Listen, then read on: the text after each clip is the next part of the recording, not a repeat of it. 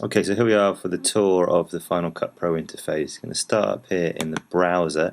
This is where you import all your files. So I've got some video files here. Also got my sequence, which is relating to this sequence down here, which is a timeline. We'll come on to that in a second. You can also import photos and videos and audio clips just by going to the Import Files or Folder menu in the File menu there. When you double click on a piece of video, it opens up in the viewer. Here it is in the viewer, and you have video tab where you can play and rewind and move through the video. You can also go to the audio tab. We see audio waveforms of the file. Filters, where you add effects. So if you go to video filters, this is where your effects are kept.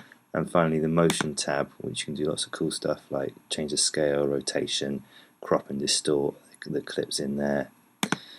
Once it's in the viewer, you can drag it down onto your timeline like so, and we end up with video on the V track. So this is all your video tracks, and then below that you'll have your audio tracks, so your A tracks along here. You can turn these on and off using these green buttons here like so, and you can resize these tracks using this sort of bar graph icon down at the bottom here. If you can't see the waveforms in the timeline, you can click on this triangle here and you can turn that on and off using that control just there. Your timeline is linked to what's called your canvas, and you consider this as your output monitor. So this is what the audience is going to see. So anything you're doing on the timeline, when it plays through, is going to relate to the canvas. Down here you've got your audio meters. This showed us what level the audio is at, so it's quite a good visual representation of what the audio is doing. And you have a fair few tools that we're going to use as we move through the tutorials.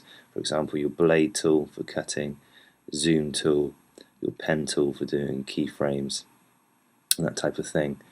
You've got play controls on your canvas for playing, and we'll move through a few shortcuts as we go through there. So that's basically your quick view of your Final Cut Pro interface.